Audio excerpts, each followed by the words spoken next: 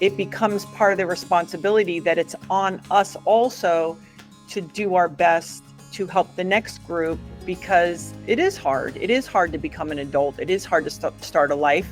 And I think it's even harder now. So I think by having a family unit of any type, and then even luckier if you had a community, and to sort of fortify these people, and then they can go off and perpetuate these same ideas. Welcome to What I Meant to Say. I'm your host, Wendy Jones, and I'm here today with Gabby Reece, who in my world needs no introduction, but she's an entrepreneur, mom, former professional athlete, volleyball enthusiast, XPT owner, all of the great things that I have loved and connected with for the last 30 years of my life. So I'm excited to have a conversation today with you.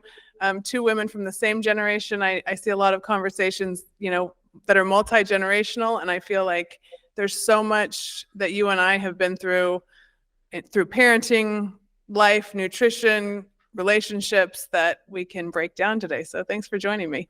Oh, thanks, Wendy. Nice to see you. Yeah, you too. I came to XPT in 2017, and those are still some of my favorite pictures. The underwater, the workouts, like that was really a breakout moment for me to just really learn how to lean into my own power and the things that we know, that we learn about ourselves, going through hard things. I saw a post that you put up a while back.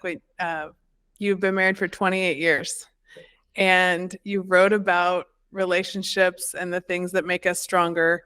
And I wrote a blog last week on toxic masculinity and how I don't believe that it exists.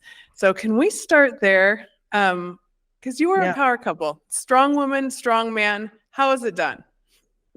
Somebody said there's a gentleman who wrote a book. He's from the Kippings Institute about from boys to men. He has 3 sons, and toxic masculinity was meant to be a specific definition. And what he said is like, it really should just be mature and immature masculinity. And I believe for the last several years that some systems that were in place, let's say even before birth control, and some things that made it why probably men were in certain positions, because women had a different biological responsibility.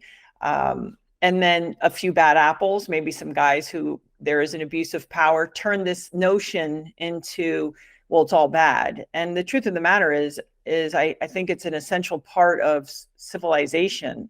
And I believe women house masculinity as well. And conversely, I think we've said that femininity means weakness, which I don't agree with either. So I find that we've gotten off track of what the definitions mean. I think it's just a description of a side of ourselves. And then it's each person's first own responsibility. So in my case, again, I try really hard not to tell people, well, this is how it is, or this is how you should do it. In my situation, I've been with Laird for 28 years, like you stated. We've been married for 26 years. Is each person is showing up every day. And are there things naturally, it seems in our situation, that he is naturally, certain things are easier for him. So for example, right now he's outside, digging a hole and chainsawing some hedges. I sort of am managing certain things. So those would be representative of, oh, that's masculine, that's feminine. But really it's sort of saying, hey, what are your strengths? What are my natural leanings? Can we bring those together and make our lives easier and better for each other? And now obviously for our children, and not be afraid of that. I am enough in my own sort of feeling of independence and power to enjoy exploring my feminine side. And in my work life and in my training life and I might slide over to the masculine side. So I think it's just easy. People, it's so easy for them to blame something and say, well, must be why my life is, or if people have had a bad experience, which does happen, if somebody's taken advantage. I understand, but I think we should encourage people if they, like if I had sons, I would be like, you should develop your masculine traits if they feel interesting to you, because it could be a skill or a trait that you can bring to the world that's supportive of all of us. Absolutely. And I have 2 boys and 2 girls. I know you have 3 girls. And I I've started to have those conversations with my sons because you know, men have a sensitivity to them in so many cases, right? I mean, Way more. they're such sensitive souls. I look at my boys and I see that, and I talk about with them lately just how important it is to be able to have that space. And I think that is another thing that comes into that relationship space, is having that person where when something is hurting you or you're feeling a certain way, to have someone to go to. And I think that's something beautiful that comes out of these relationships. But yeah, that ability to express yourself as a man is not, that's part of the healing process that keeps out the toxic. So to me, it's not toxic, it's unhealed, right? The things that can come up in that space. Yeah, or they haven't been in dynamics where it was safe to be weak, right? So in a way, it's almost like you become a misogynist if you don't get to do a little of both. And you see with hyper masculine men in the military, men, firefighters, you know, I see it in Laird, where Laird is way more sensitive than I am and heartfelt than I am. And yes, he's more masculine. Yeah. So I think it really gets twisted. And the other thing I want to grab onto there that you said was that, you know, both sides exist in all of us, whether we're men or women. That masculine is in you, and learning to balance that within yourself will allow you to lead from your strengths. Yeah. And be comfortable to let somebody else lead from theirs. It's not a competition. Right. And that maybe that those are the conversations as a civilization, as a culture we should be having, which is how can we just show up as the best people and best versions of ourselves? And if you're a woman who's more feminine or has more masculinity or slides in and out, whatever that is, but it's like, what are the traits that are the best traits, and not be afraid if occasionally as a female you say, hey, I'm dealing with my children, so I'm moving into this maternal role or what have you, and it isn't a weakness. And in fact, these are all strengths. Yeah, absolutely. And there's something in that. I mean, in your household, you're four women and one man, so there's a lot of raising girls. And I mean, I'm one of two girls, so my dad lived in a house full of women, and it's a beautiful thing to have that strong relationship from a dad to daughters, and then creating that value system around the strength that comes from around the table, and the things that you see your parents do for you. That I'm in awe of just watching family systems and how that is contributing to the world we're living in today. And I wonder, how you see your family breaking down, what you do in your family, and how it could add to, what we're seeing in the world. Well, listen, I didn't grow up in a two-parent home. I mean, for a while, I wasn't living actually with either one of my parents from a very young age. There's something to be said for two different people with different perspectives and different ways that they would do it, to be there to help rear a child. And having said that, if you're really fortunate, maybe you've got some grandparents or some, whether it's by blood or not, aunties and uncles or a community that can impact your children positively, because we don't know everything, we fall short. And for our kids to be influenced by really great character people, I think is important, because they're going to go out in the world, and hopefully the idea is, I guess, and I'm at that age where, how do I not only try to be a good example, because that's really the most important thing, but then if I've learned anything at all, whatever that is, how do I synthesize that and then give that to the people, the younger people in my life, maybe save them a little time, save them some headache. Of course, they're going to have their own lessons, whether they're my children or not. I think as we get older, it becomes part of the responsibility that it's on us also to do our best to help the next group, because it is hard. It is hard to become an adult. It is hard to start a life. And I think it's even harder now. So I think by having a family unit of any type, and then even luckier if you had a community, and to sort of fortify these people, and then they can go off and perpetuate these same ideas. And it doesn't mean we're the same, and it doesn't mean we do it the same way or we're on the same journey. It just means that we're trying to work hard, we're trying to show up in our lives, maybe we're, we're sort of contributing whatever our gifts and talents are to our community. And if we can do that, I think that's really a good start. Yeah, I agree with you. And I think we're kind of at a point too where you talked about community, and I don't know if it's social media or the way the news is today, but there's a lot of trying to put people in their silos and give them a label, right? And I have thought for so long, like we're all so much more than just one thing. And I see so much of this next generation being told, like, you are this, or you must identify as this, or you must be in this camp, or you're not, or you don't belong, right? And do you have anything to say, to that mentality that's out there about, just what a label is and why does it matter? Well, listen, I live with somebody that we're in a tribe together, but we don't agree about every single thing. There's many things that in my own family, there's love and respect, but we don't have to agree about the ways of the world 100%. And we do live in a place, because social media is not a place for nuanced conversation. We're doing away with any kind of, kind of civil discord, where it's like, hey, we can even agree to disagree, but I respect you and I care for you. So I guess for me, it would be, that notion of not throwing out the baby with the bathwater, but that's why we have people that are different than us, and we need to come together, because it is important to see other points of view and other people's perspectives in life, and to be able to do that. Again, it doesn't mean you have to agree, and they don't have to agree with you. And so within that, maybe there's just a sort of a social immaturity, where it's like, okay, no, I don't want to hear anything that isn't 100% agreement. Well, good luck. I can barely agree with myself all the time. So I'll be interested to see if that pendulum of overcorrection or transition into technology, I think that's also what's happening, if it sort of finds a better place.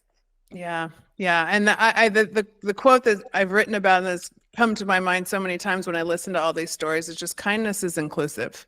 So how are we teaching our kids to show up and just be kind and look around and see if someone needs something and come from that space, and not that, like, the judgment doesn't have to be there.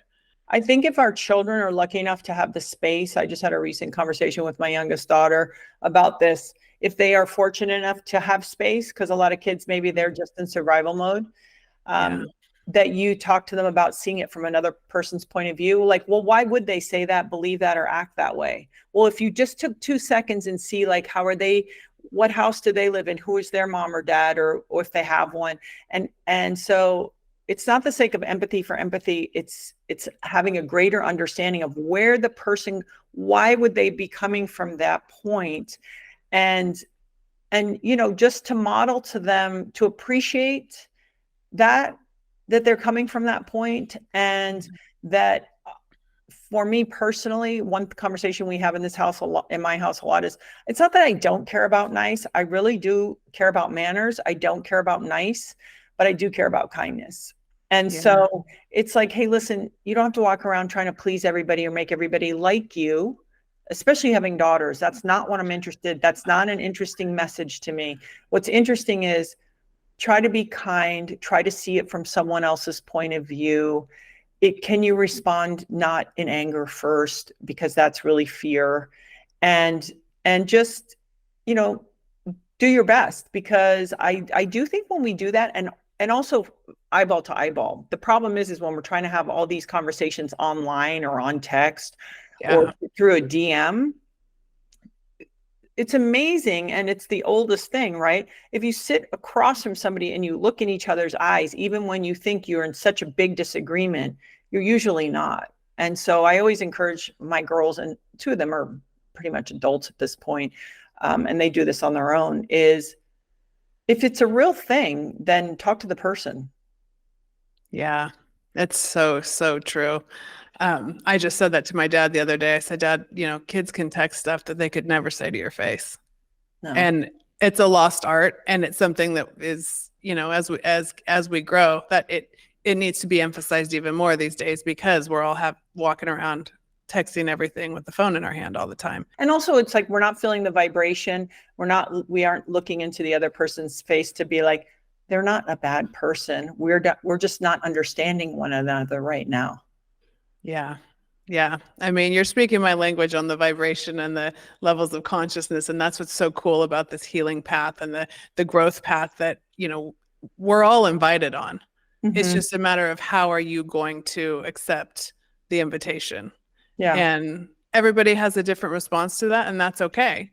Yeah. But man, the things that you learn, and like I say, so many of the topics that you grab onto, and you hit on one with the people pleasing and girls and raising three girls. Like, how have you navigated some of that dialogue about people pleasing? Well, none of them really suffer that much. My middle did for a while. She's very empathetic, but yeah, I wish they suffered it a little more. I'm trying to please, at least trying to please. Yeah. I'm joking. Yeah, I know. I think it's, listen, not trying to squish their spirit and sort of, I don't know. I very seldom have ever said anything like, well, that's how we do it in this house. I think we've tried to create a decently open, at age appropriate times, room for people to have opinions that I don't, or my husband even necessarily agree with, but it's like, put your words together, figure out how to plead your case, and let's at least hear it. And because that's what we're doing, right? They're going to go off into the world and they're going to have those conversations. And again, for me, it goes, especially girls, and I'm not saying girls are smarter, but on the emotionality and that kind of nuance, little girl, I mean, it starts early. So they're watching your every move and even how we speak to them. And that practice of how we approach them when something isn't going well, or we feel like we need to correct behavior or discipline them, or we're frustrated and they come at us with something. So I think there's a lot of opportunities for us in there to just show them what it looks like. And again, young people are smart and they'll get it. Yeah. Yeah. And it's really cool to hear you talk and knowing, what you and Laird have accomplished in life, and then having three girls that are, almost adults or are adults. How did you come to terms with some of that, the expectation of what your kids are versus helping them discover who they are? Yeah. It's an interesting thing because, and I say this like with nothing attached to it, they never talk about like parental disappointment. And the reason I say that is there's this fantasy when they hand you your baby, because it's sort of like an unlimited possibility. All the possibilities are there, right? Like, oh, they can be a rocket scientist, they could be, Olympic athlete, whatever the weird stuff is that we think somehow reflects success. And then you get to know your kid and you get to meet who this person is, and you realize like, oh yeah, that's right, they have their own journey. And there are moments as parents where we feel disappointed. We feel like, oh my God, why did they have to go through that? And this happened to them and they did this. And you feel disappointed because you're so protective of them. And you also see maybe how smart they are or talented or good at something. And they're going to choose to express that in a really different way than what you would do. Right. And this is the real opportunity when people talk about surrender. Words like surrender and bliss are kind of fall on deaf ears with me. Like, I'm like, what? But in parenting, I'm still working on the bliss part, but on parenting, I understand, because my job is to love them and be the best example I can and listen when I'm needed. But as far as me living through them or trying to structure it for them, that's silly. And that was my own immaturity. Yeah, it's such a big one. And you see it through club sports today or at school or on the license plate is like, my kid is this. And it's like, you know what? Just it's what one of the golden nuggets that I've realized is it's not the moments that they win something or get a scholarship or get a shout out for something. It's the moments that they are able to call you when it's the absolute shit. Yeah. And you get the call. And then you're like, oh, that's why I'm here. Or when you witness them as a person. Like I have a daughter she's the youngest, and she is sometimes socially not that it's hard, a little harder for her. Mhm. But I remember taking her someplace and I was sitting in the car waiting and she went to go into I think it was like a coffee place, and somebody was going and she opened the door, and every time I've ever seen her, she always opens the door for somebody and holds it for them, right? And it's like, yeah, okay. Like it's really the small things about, can they care for themselves? Do they know how to lay out some boundaries down? Can they Yeah. protect themselves? Can they communicate and ask for what they need and want? Can they be a good friend to somebody? It's like, those are the things. And usually, and I can speak from personal experience, most people that are hyper successful are screwed up in some way. They're overcompensating. Like, you're such a champion. It's like, yeah, because I was Mhm. afraid for my life. So it's Yeah. just, people, I think sometimes we don't realize what's the driver of a lot, not all, of course. You just got some really smart people that come up with stuff and you go, okay, congratulations. But a lot of people that are weirdly successful have something that they're working through. You are grabbing onto something so huge right there that has become so evident to me over the course of my life, really, is that real firm understanding of what our nervous system is doing for us. Mm-hmm. And, being married to, I watch those videos and I'm like, how is this guy alive? Right. And rising to the levels that you have risen to and figuring out how our nervous system and learning how to regulate it. And that's part of what I loved about XPT is I grabbed onto Brian McKenzie's work from that. And I've been going on that ever since. Mm-hmm. And that ability to widen that window of tolerance and create that safety within ourselves to actually perform from an authentic space that's sustainable. Yeah. And what you're hitting on there is like, where are we coming from when we hit these high highs, and how long can we keep it up? And that's part of why I love watching what you guys do through your businesses and the type of products that you put out, because it really is figuring out those little things that help us and help our nervous system operate from a safe space that we can perform for longevity. And so, I mean, did that develop? How did that develop over time? I was joking with a friend of mine recently about, we all go, oh, my childhood. And then you realize, like, oh, no, wait a second. We are all come into this world and, like someone said to me once, we're wounded in a very specific way, each of us. And it is our job to heal those wounds. And that is part of the deal, right? That the deal isn't to like make that, oh, all this bad stuff happened to me. It's like, yeah, no, that's what's supposed to happen somehow, whatever that means. And our job is to use that for homework to, work on some things. And then then the hope is that the motivation and your whys become rooted in something that you feel passionate about, or that you can get behind, not because you're trying to prove something or you're scared for your life, or you want to, beat everybody.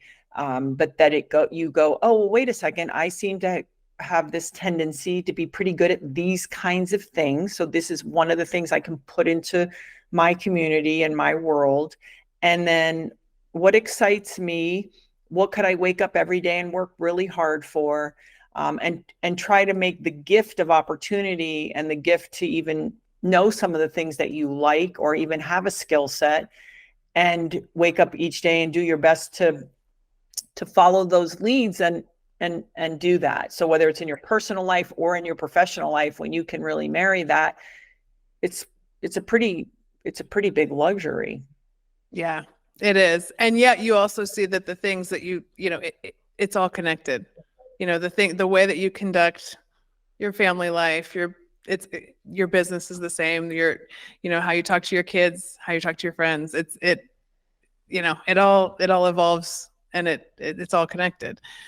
In the health and wellness space, there's so much out there. There's so many tips. There's so many to-dos, and they're connected to, how we can live longer, feel better, and enjoy the living that we're doing, not just getting old. But what are and you talk about so many of these things. You've had so many interesting guests on your podcast, but like, if you could pick 3 things that you know are just fundamental to you feeling good every day, what do you think those things are?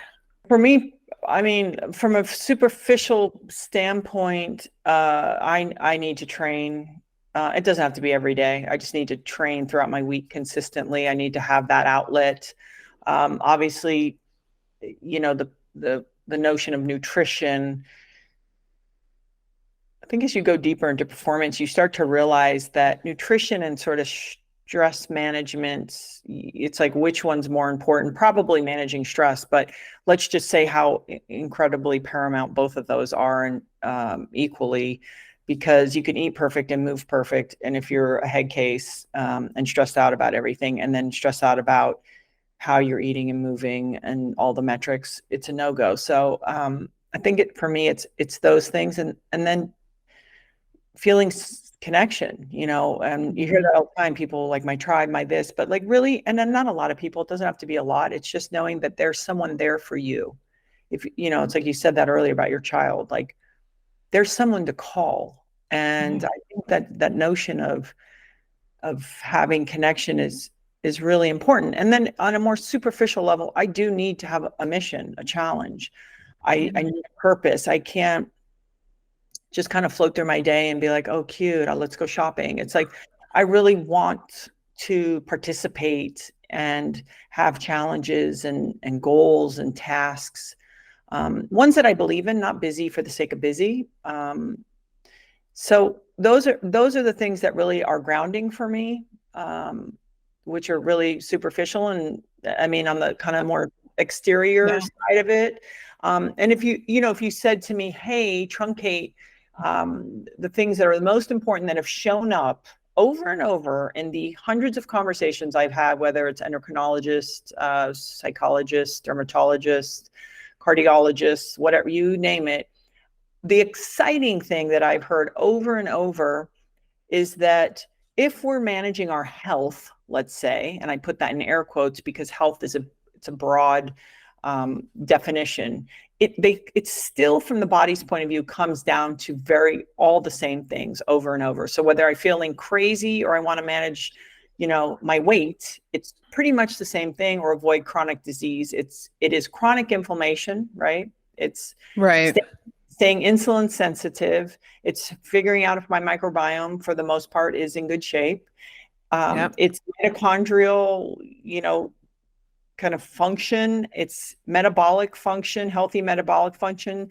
And the last thing is, it is community. And if people can kind of get on top of that, they generally can avoid a lot of things as far as just, you know, health going forward. So whatever that looks like for people, you know, if you're vegan or vegetarian or keto, if you like to only be outside, if you like to bang iron, you know, whatever that is. And the only other thing I say about that too is to keep an open mind, not bounce all over the place. You have to have a practice, but keep an open mind, trying new things, explore, and then finally, because we don't really know anything, and then finally just I don't want to say be more playful, but some type of play and joy as we continue. Yeah. That's a big one that's come through a lot for me lately. You know, you talk to a lot of ex-athletes. If we stay playing the sport that we knew how to play, it frustrates us. But if you pick up something new, you know, I think that's part of I think that's part of the pickleball craze right now, right? I do too. But it's that sense of picking up something new that you don't expect yourself to be good at. Yeah. And then realize the benefit that, I mean, I've felt the brain benefits. I've felt just the fun, the lack of putting the pressure on yourself. And I've had a lot of people talking about that lately. And there's another one, because you're hitting on the mindfulness piece, you know, as crazy as all the things that we're all trying to do to feel better and, you know, stay healthy, there's the slowing down. And that, you know, I hear a lot of athletes, I'm really into yoga, and that's been a huge part of my healing journey. But I used to say I can't do yoga. And a lot of athletes will come through and say like, oh no, I need to work out. And that concept of slowing your mind down, how do you do that? That one's harder for me for sure. Yeah. I think I use the sauna. Yeah. And pool training, listen, the reality is with pool training is if you don't know how to start sometimes from a downregulated place, you actually wouldn't even get through half the drill. So weirdly, within my training, luckily, we sort of have built in pockets of, oh, you have to figure out how to calm down and not kind of fake it or look it, but like for real, because you'll be underwater with no air and you won't be able to get through this drill if you're ramped up because you will burn through the oxygen that you have in your bloodstream. So I have sort of incorporated practices. I think, honestly, I know it sounds crazy, having kids, I mean, there are so many times that I just want to, flip my shit. And I'm like, yeah, that's probably not going to be the best way. So through time, even within that, it's having that moment where it's like, oh, now we're seeing if the skill is working. Can you find the way to actually stay calm? Right. When you're not feeling like that's what you'd like to do. So I think even within that, it's sort of saying, well, okay, how's my practice going? Here it is, As a female athlete, and then having raised 3 girls, there's something that I've also learned through a lot of these conversations that I've had and some of the work that we've put out here. But it's really about the female hormone cycle and not knowing. I didn't know growing up how to maximize my athletic performance because all these things were going on in my body that I didn't understand that it related to how I felt, how I ate, how I looked at the world, all the things like, how you show up every day. Have you had any training or understanding of how that works? And did you know that as a younger athlete? Because it's something that really amazes me that we didn't know, or I didn't know. Oh no, I had no clue about that for sure growing up. And I mean now I'd lean towards like a Dr. Stacy Sims for the best person for how to perform real performance females, which parts of your cycle to do what. There is also real conversation around younger athletes working on skills versus developing power early because of their hormones and their development, where boys are getting their muscles and their ligament tendon strength is different, where until a girl's maybe around to about 16-ish, that younger than that, it's like, hey, work on the skill of dribbling a soccer ball or other. All right, now let's start to try to add time under tension and lift weights because the joints and the growth plates and such are ready for that. So, and then what's happening throughout the cycle? When should you eat a few more calories because you're in a different phase of your cycle and such? So I certainly didn't know any of that. And even appropriate supplementation for athletes and for younger people. And yeah, no, I had no clue. I really do like Stacy Sims for that, for women, because that's exactly what she studies. Awesome. I'll have to check that out because it's a fascinating topic. And, it's really cool to see what female athletes know now and have access to. I mean, that is the upside of all of this, connectivity and the science and the ease of how we pass it around now. Yeah. And that's why I love the podcast world so much. It's so much more refreshing than the news, right? I mean, there's all of these minds. I shifted straight into the wisdom here is just so much better. Yeah. And the people are willing to share it. So, that's been a topic that's really amazed me. Yeah. In just being able to feel better at any age, really. Yeah. So I think she's the most progressive for performing females. That's, for example, why a lot of performing females perform better fed, not fasted. For example, that comes from Stacy Sims. If you're a premenopausal or menopausal woman, you have to really navigate fasting differently. I mean, there's a lot of nuance because studies were only done on men until 1996. And so a lot of information people are spreading around have been done on men. And now they're really catching up with some of the science and data, which I think is very exciting. And then there is a woman named, she has the flow, it's Elisa Vitti. So for I don't want to say civilians, but Stacey said really performance. Elisa Vitti is excellent for getting you to understand exactly what is happening in your body at which time during the month of your cycle. She does a great job of breaking it down. And like, oh, why do you have cravings? Well, this is what's happening. She even jokes about how, we're supposedly more, mad or bitchy during certain parts of the period because progesterone's low. But what she does say is that in some ways, that's actually how we really feel.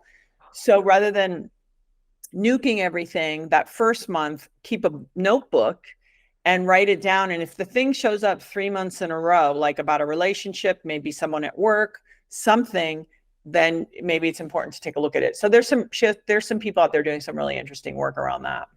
The biggest focus of what I'm doing here on this podcast is really just generational learning. And I love topics that cross generations. I have always noticed that whenever I get a group of friends together, I have multiple decades of people all relating to each other, and we all have something to learn from each other, which is just the coolest thing. It's not the old people.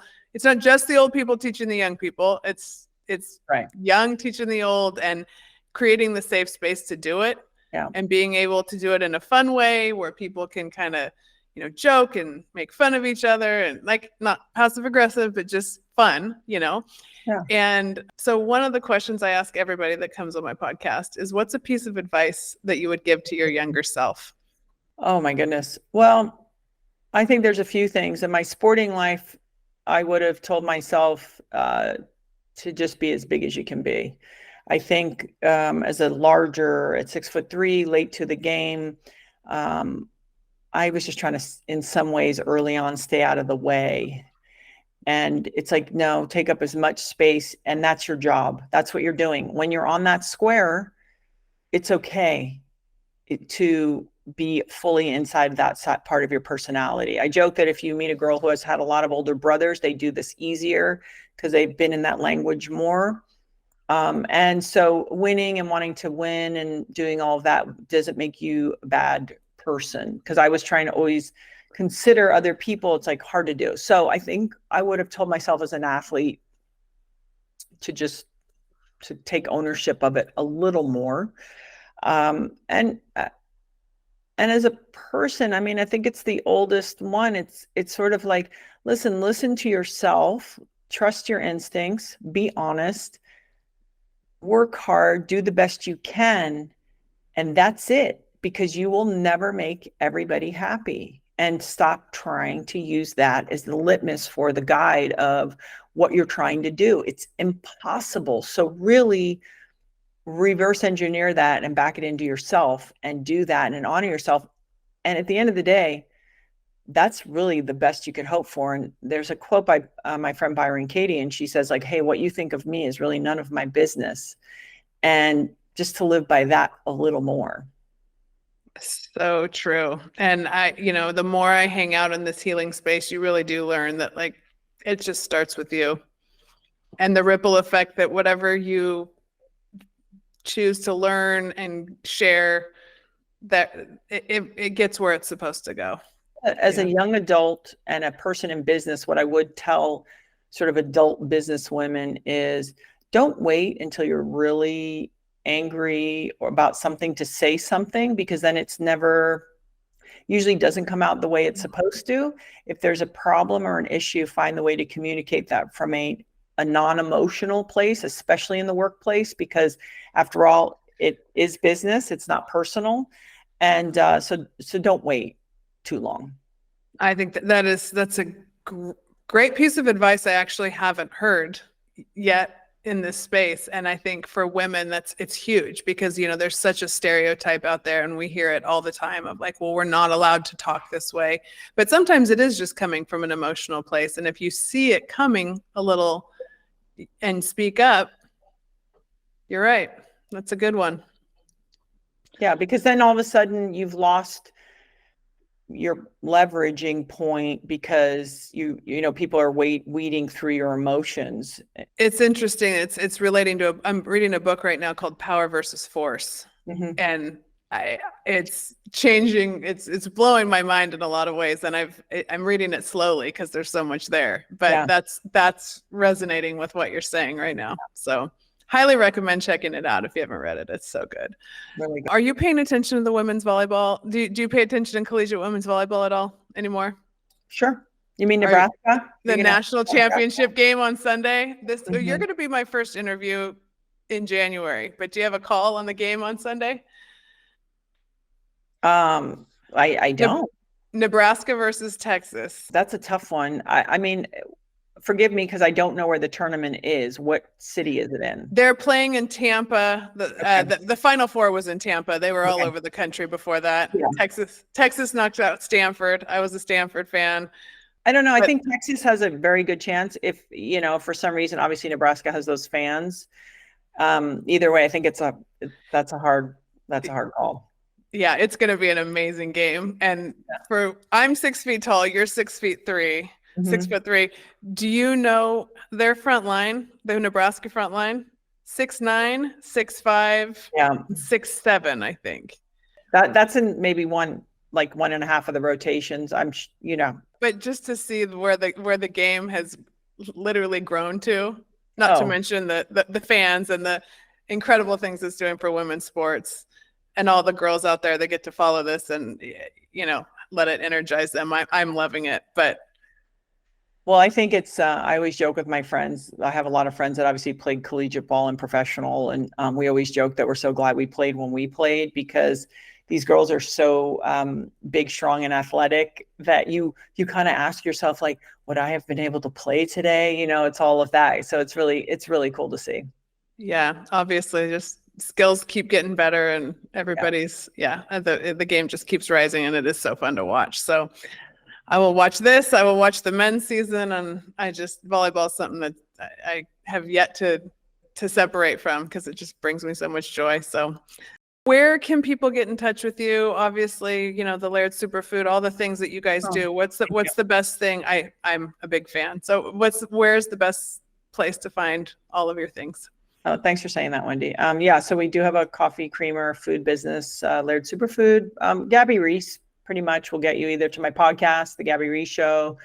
That's all my social media. So I'm not that hard to find. Yeah, you're definitely not hard to find. Yeah, but certainly if anyone ever needs me, they can actually, if you wrote a note to info@gabbyreece.com, it eventually will actually get to me for sure. Yeah, absolutely. You've got some good people working for you. I love it. Nobody works for me. With you. I get it. I've got 2 of them in the other room and they're just awesome humans. That's I love collaboration. So good. Yeah. So good. Well, thank you so much for doing this on a Friday afternoon. And like I said, we're going to launch the new year with this podcast. I will give you one last food for thought since you really like the idea of generational sharing. Mm-hmm. I just recently spoke to 2 women, Grace Puma and a woman, Christiana Smith Shee, and they wrote a book called Career Forward. And these are 2 very high-powered women who've been in the corporate world, McKinsey, Nike, Pepsi and Company, Kraft. They're on the boards of a number of very big companies. Anyway, my point of telling you and sharing this to you is anyone who's interested in a business side of things, this is an excellent book. It has quizzes and takeaways after every chapter. And I find it highly measured. Yes, they are specifically talking to women because they are women.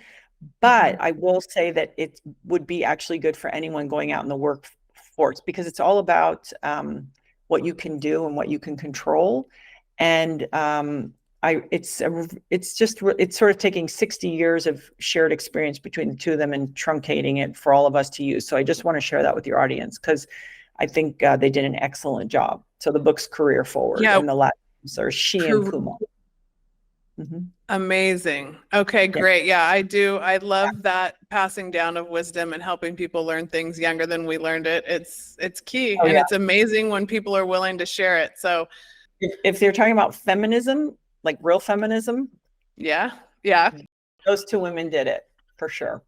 Oh gosh, hasn't that been a great conversation in the last, when you read with Justice O'Connor passing away and reading what her experience was, like there is a lot to be shared with the next generation on where we have come from. For me, I appreciate thoughtful, consolidated, strategic, and not a whole lot of whining. So it's really good. Amen. Good stuff. Well, you've raised, I can tell if that's what goes down in your house, that's 3 strong girls. So that's amazing. Yeah. They've passed me by now. Isn't that cool to watch? I say the same thing all the time. It's awesome. So it's part of the journey. It's so fantastic. Yeah, it's the job. Absolutely. Well, thank you again so much. This was so much fun. Happy New Year. Merry Christmas. Enjoy the holidays, and we'll see you soon. Thank you for joining us on What I Meant to Say, another production of Inspired Edutainment, brought to you by Be Better Media.